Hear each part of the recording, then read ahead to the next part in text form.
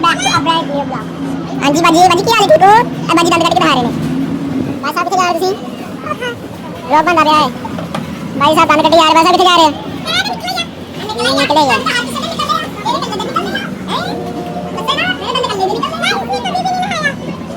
किसने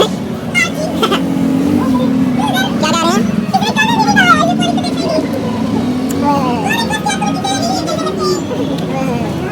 कितने दिनों वेस्ट करना है?